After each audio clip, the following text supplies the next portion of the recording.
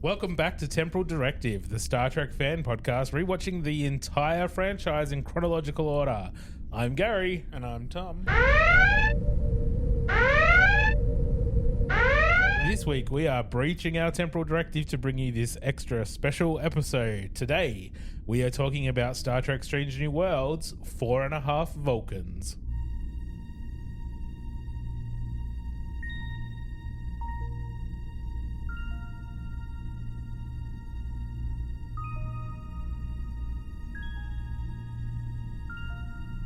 Star Trek, the ultimate franchise. These are the podcasts of the Wakefield brothers. Their 16-year mission to watch every production, to seek out life lessons and new inspirations, to boldly watch like most fans have watched before.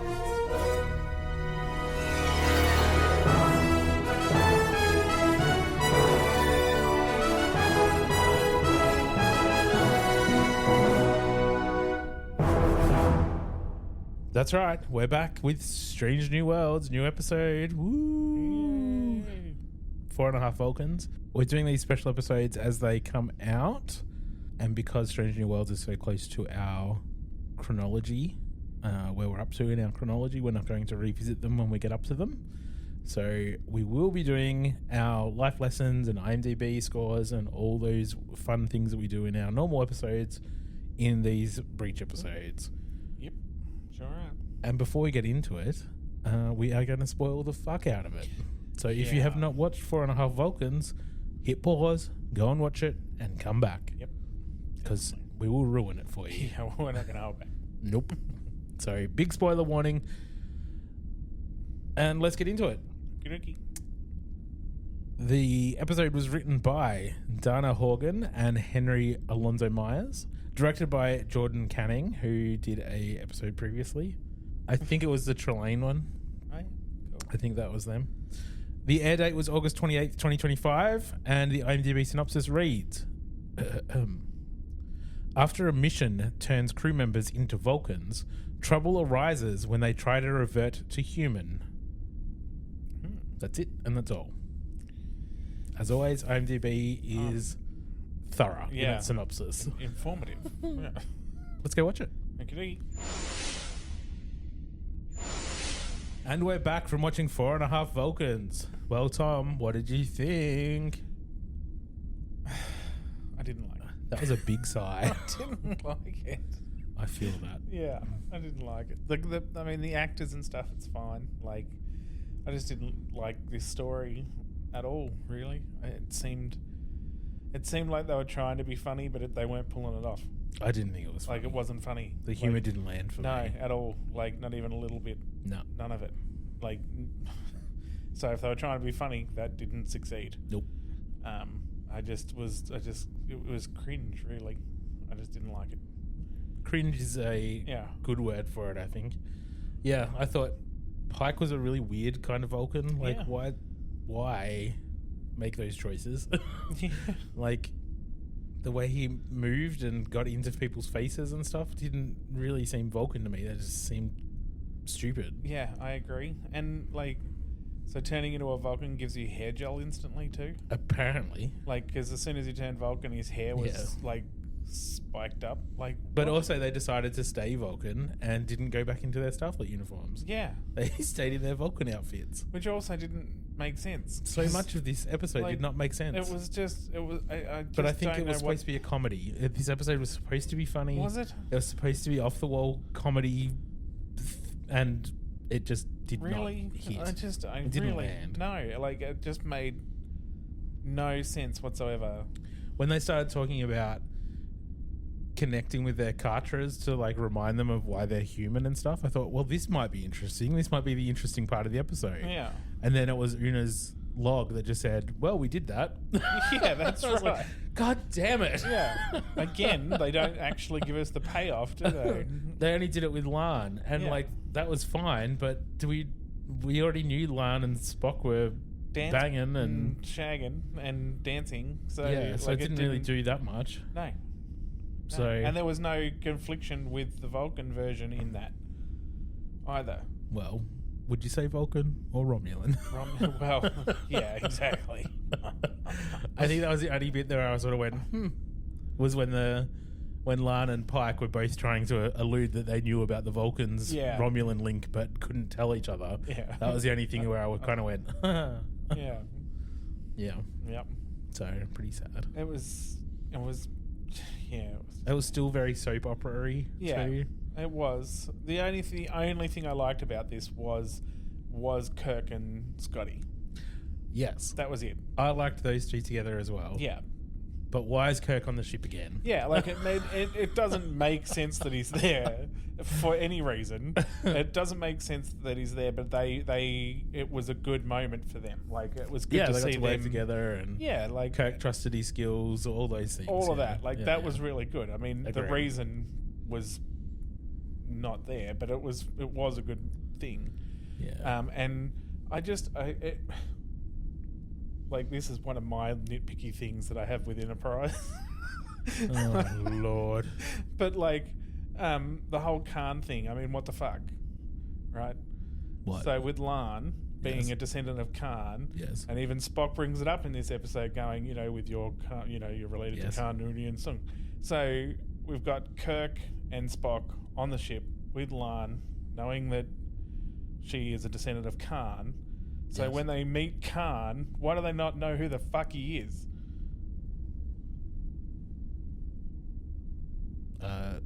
Do they not? Well, no, they've got to research who he is, and then they tell the whole story of his history and shit. But everybody in that meeting knows who the fuck Lan is, and that she's a descendant of Khan. So what the fuck? So wouldn't it be like... It's been a while since I've seen Space Seed. But wouldn't it be like... Where's Lan? What's going on with Lan? We have a whole history of Lan and family members and all this shit. Like, everybody's obviously a whole fucking thing of Khan is a huge thing in the history of what's going on. So everybody knows Khan in the whole human history, it sounds like. Well, he was a war criminal that tried to take over the world. Yeah. And Lan has talked about growing up with the stigma of the name. Yeah. So I would assume it would be like Hitler's descendants. Yeah, that's right, exactly. Like, most people would be like, that name sounds familiar. That's right. That's it, exactly. But you don't get that impression in the future when they actually come across Khan, do you? Like, there's no... Well, that's because they haven't written it yet. Yeah, I know, but that's it. But that's why I said it's me doing my nitpicky thing, is that why did they write a character that is related to Khan and creating this law that never existed and putting main characters in these situations with this new law when it was never a thing? Like, that's the kind of stuff that shits me. It just doesn't make sense. I can't wait to get to Discovery and talk about Michael Burnham. Yeah. Won't that be fun for everybody listening? Especially when he has a brother that they never bring up. Yeah, well, are you going to complain about that in Star Trek 5? Yeah. Isn't that fun? Yeah. But that's a law that they put in place and then never bring up again. Well, I mean, that's fine. I don't mind. It doesn't bother me like it bothers you. No, I know. But also, I don't remember much about when they wake Khan up in Space Seed. Yeah. It's been a while since I've watched Space Seed, so I don't really remember how much research they knew, or if they were like, that I know that name. Yeah. And then they did a briefing for people. Yeah. I guess we'll find out when we get there, won't we? Yes, we will. And then you can say, fucking told you so. Yeah, that is how I will sound. That is how you usually sound. Just being, wah! Yeah, that's all I hear when you talk.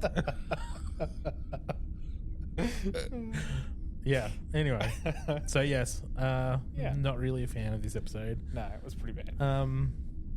Let's do our read through. Yeah.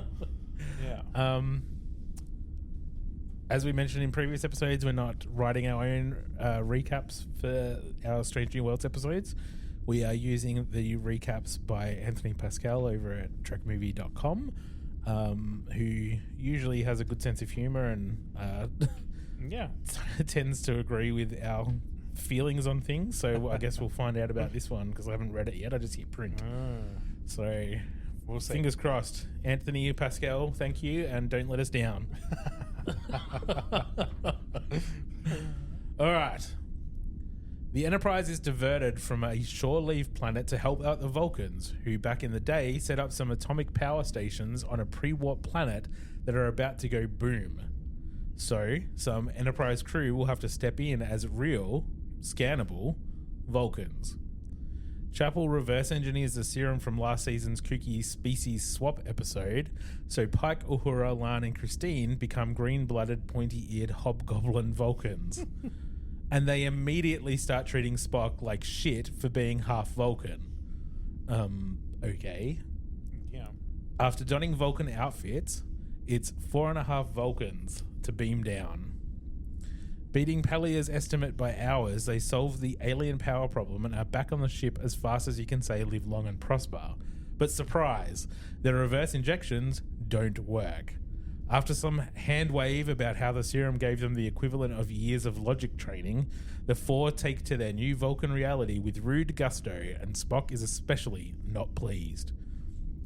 Pike removes distasteful human odors from his quarters for the arrival of Batel's old Vulcan boss. Christine runs 7 experiments simultaneously, and Uhura does an experiment of her own on Beto to ensure their first date is maximally efficient. Lan gets scary, even for her, talking about all the wasted space in the galaxy that just needs taking, freaking out Scotty and Kirk. Oh yeah, Jim showed up for no apparent reason. Things should get back to normal when Chapel finally fixes the serum, except the four declare they want to remain Vulcan. Otherwise, this wacky episode wouldn't have a shtick, right? That's just logic. Yep. Nailed it, Anthony. Yeah, you got that right. Yeah, it's so It is. It's so random. bizarre. I just don't know what the writers were thinking. I don't either. Like, I don't even know who come up with the idea. Let's turn on Vulcan and then make some laughs. And someone went, "That's a good idea." Like, I don't know. Oh, it's bad. Yep, it is. It's. I mean, turning Spock into a human was good. Yeah. Like, that was good. Yeah. Because we had the whole episode to explore just his persona. Yeah. And he's also half human, so he had to reconcile that part of himself. Exactly. To, like, It's accept confronting himself. Exactly. This didn't have any of that sort of, like, emotional core to the story. No. This was just wackadoo. Yeah, and it's just stupidly. Like, there just isn't anything. It's dumb. It is dumb. Back to our recap. Oh, sorry. They did say that Jim was there to see his brother, right? Yes, I think that's who what wasn't on they the ship. slightly covered. That's what they said. Yes. Like, he had free time and the Farragut was close. So why isn't the Farragut the one helping? The Farragut's getting repaired. Ah, right. They mentioned that as well. Like, Scotty shot the nacelles at the Space Monster ship, remember? That's right.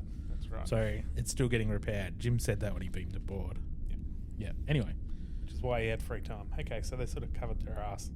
After Vol Pike abruptly dismisses number one's concerns about his new totally logical 14-shift rotation, she snaps into action, sort of, summoning a council of war snore. To keep the episode premise going, they quickly dismiss removing Pike from command, even though everyone agrees the new Vulcans are jerks. Also off the table is forcible rehumanizing, and connecting directly with their Katras, aka their true selves, is deemed too dangerous for the inexperienced Spock. Meanwhile, each of the 4 Vulcanians is getting weirder. Chapel cuts off all time-wasting social activities and breaks up with Roger over the space phone. Uhura uses a mind meld to turn Beto into her personal beta, and Lan recruits Scotty and Kirk into her Machiavellian plans of galactic conquest.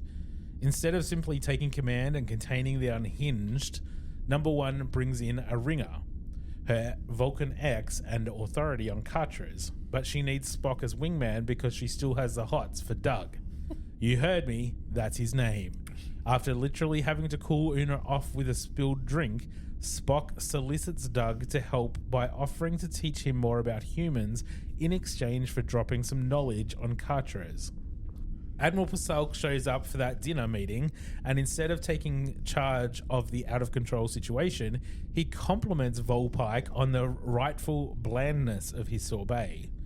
When Marie makes the case for returning to the Jag Corps, Pike's new nature forces him to reveal she is far from out of the woods, still requiring regular radical treatments.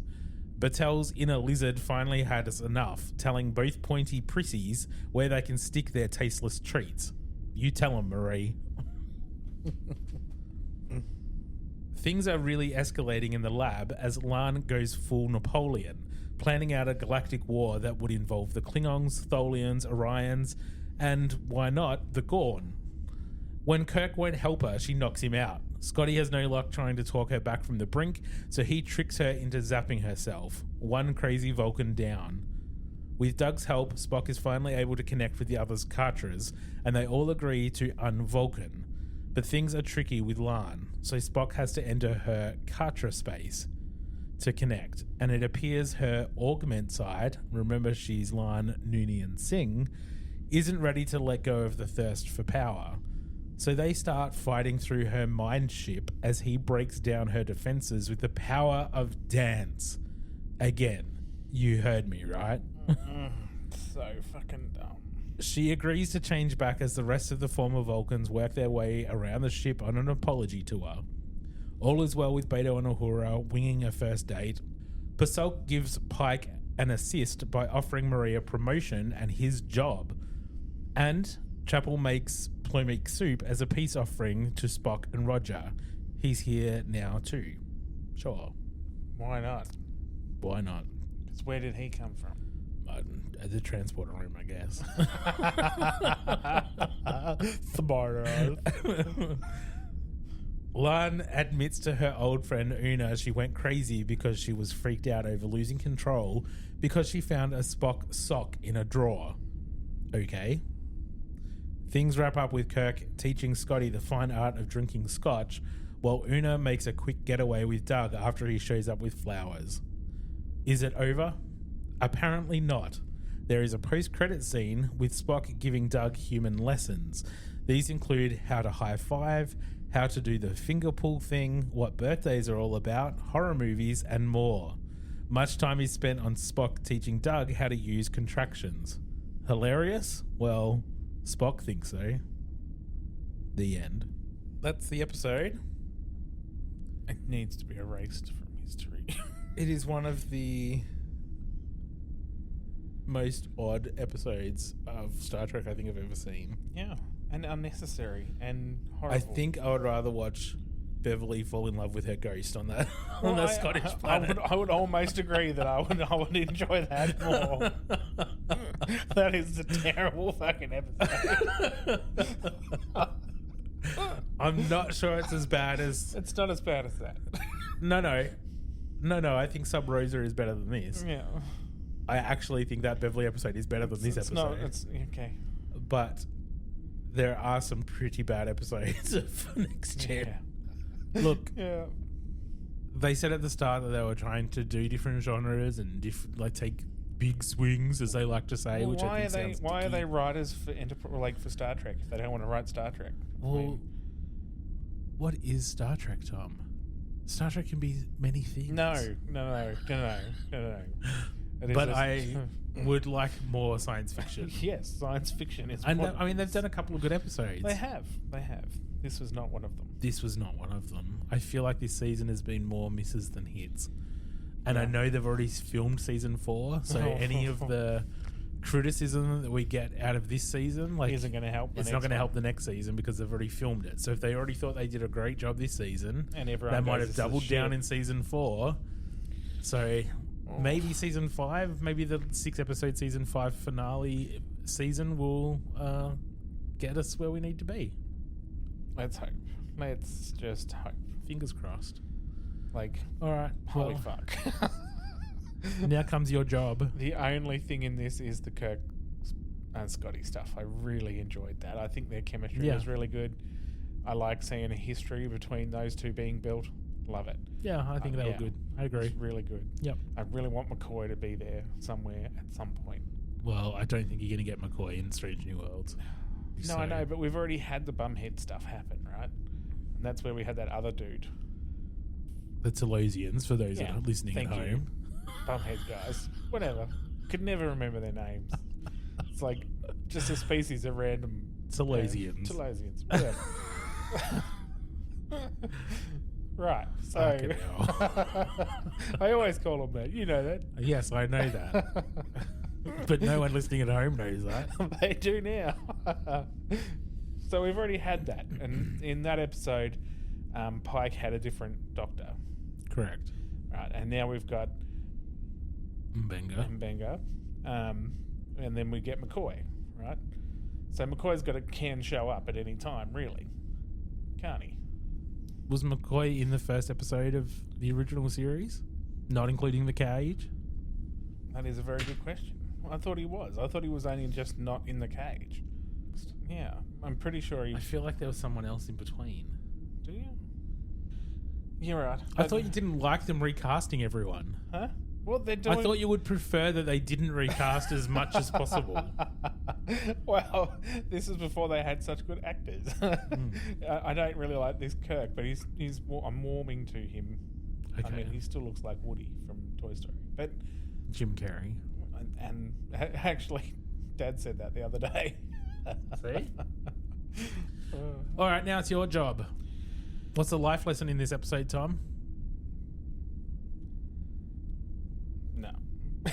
I was too distracted by how shit it was. I don't even know. I feel like maybe be true to yourself. Maybe. I mean, it's not a bad one, although, like, your true self, I suppose. But then, like, it just doesn't... I don't even know if they were trying to do anything. I don't know what they were trying to do. Like, I'm sure they had something in mind that they thought they were trying to tell us amongst their humour, but I just don't fucking know. I've seen some comments online saying that some people did think this episode was hilarious. What? Yeah. This episode did resonate with some people. Those people are nuts. Unless they're listening to us, and then they're very smart. Then they're probably not listening after all our comments already. I mean, each to their own. But if you're listening, if you are listening and you enjoyed it, please let us know. Talk to us. Yeah, tell us. Because holy moly, I'd love to have these discussions. Yeah. So I'd love to sit down and have like that back and forth with someone that's. I thrive on that. I'll even pick another side. Someone give us a call. Like we'll have you on to talk about this episode. Yeah, definitely. Yeah. Well, yeah, I suppose that's it. Probably don't hide behind another persona and just be yourself. Let's go with that. Yeah. All right, let's talk IMDb ratings. Our examples of 1 episodes of Voyager's Threshold and Next Gen's Code of Honor. And this. Examples of 10 episodes at Next Gen's Tapestry and Deep Space Nine's Far Beyond the Stars. What do you want to rate 4.5 Vulcans? Well, I want to go pretty low. The Kirk and Scotty stuff I really liked a lot. So I don't want to actually give it a 1. Maybe a 3, 2 or a 3. I don't want to go higher than that. It was shit. I really did not like it. Like, there was nothing except that Kirk and Scotty stuff. Yeah. Nothing at all that I enjoyed. Yeah. It didn't really have a message. Nope. It didn't really have a point. Nope.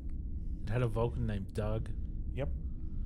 Yeah. It was 2. all shit. 2. Yeah. All right. I'll agree with you. It's a 2.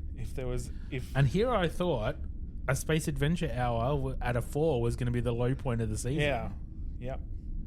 I cannot, if it didn't have that Kirk and Scotty moments, I would rate it a 1. Yeah, I would rate it a 1 because there's nothing redeeming in my eyes about this episode at all. I mean, I think the the Lan stuff could have been interesting if they dealt with it less comically. Yeah, I agree.